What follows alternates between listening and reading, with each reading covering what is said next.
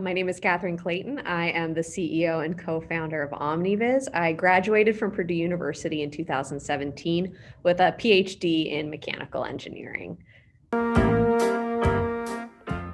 So right now at our company OmniVis, what we're doing is we're making handheld devices to detect for dangerous infectious diseases in under 30 minutes anywhere in the world.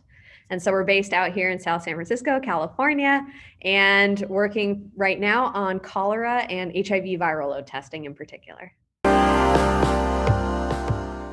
When I was an undergraduate student, I didn't think I would do entrepreneurship at all, but I did a study abroad program in Thailand where I was able to work with Engineers Without Borders, very much hands-on to understand different engineering problems and how to make engineering more accessible and what the idea of appropriate technology was.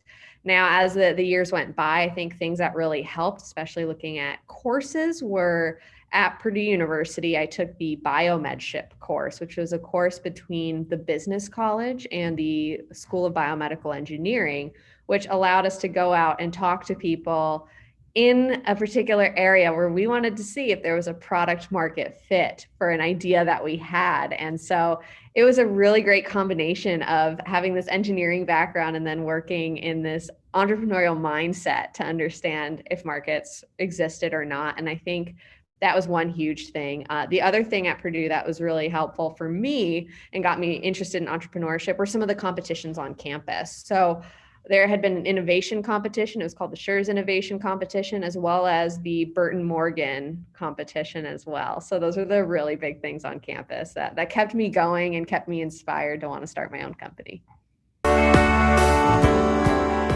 My BMC was so incredibly helpful. It was the first time I had to understand how to answer certain questions that I knew were going to come from judges. So understanding how to answer questions about finance and financial forecasting, or what is our market? How big is that market? What is the addressable market? And doing all the research behind that. That was huge for us to kind of grow in a business mindset, but also strengthen our idea and strengthen the defense behind what we're doing and why it was important and why it was going to be a total game changer. And then on the other hand, for the biomedship course, we were in these teams where it was myself, another engineer, and a business student.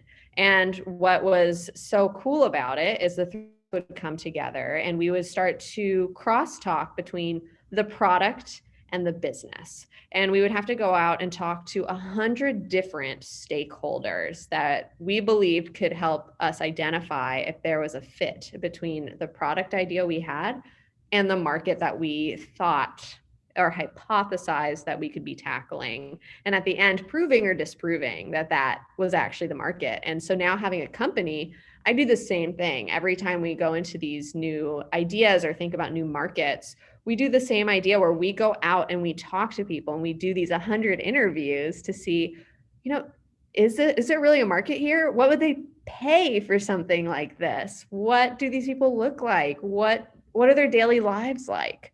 And build out this entire business model canvas from it. So when I was at Purdue and I was doing my PhD, I'd come up with this idea or this invention behind doing disease diagnostics more affordably and rapidly.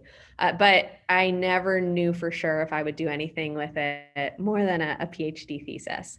And by doing these different programs at Purdue University, it was the first time I felt confident enough to be able to talk about this idea beyond the laboratory and really in a real life instance. And so after doing these competitions and starting to see where people could poke holes and where I could fill those gaps to create this entire idea of what a business is, I worked with the Purdue Foundry to be able to understand how to form a company. And I formed my company while I was at Purdue.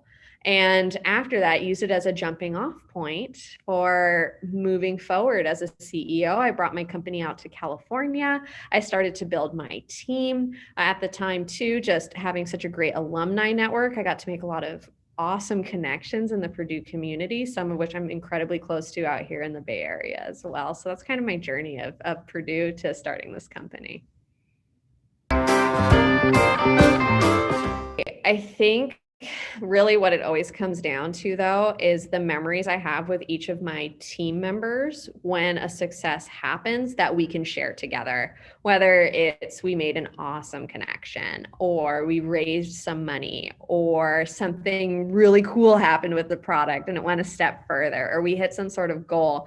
And my company, like my team, they're just awesome people. And so we're sitting there and we're dancing around and high-fiving and being able to share some sort of glory together, I think over and over again is some of my just best memories of being an entrepreneur, is knowing that I can be in a team of people who are just as excited and that we get to celebrate each other.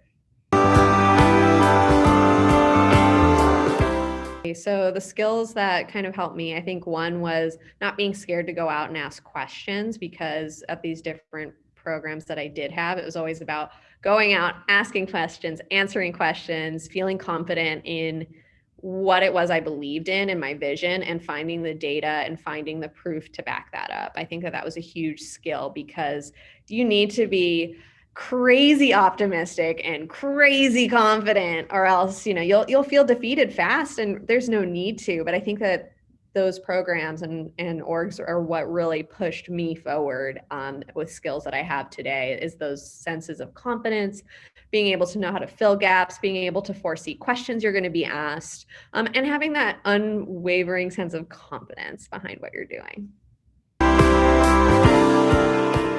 Absolutely. I would just say, first of all, just because you don't see it and you don't see an example out there doesn't mean that you shouldn't do it. You should set the example, because that will mean that other people can be what they can see. So if you can't see it, make sure that you can make that for somebody else in the future. I would say that's one really big piece of advice.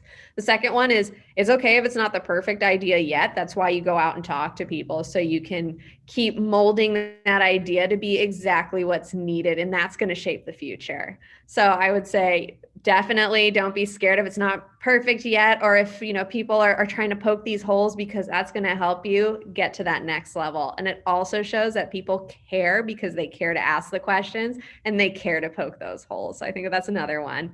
And then finally, have fun with it. Your whole life is going to be plenty stressful. So why not have fun with your idea and what you love doing, and figuring out if it's going to change the world? For sure. Awesome. I love Purdue.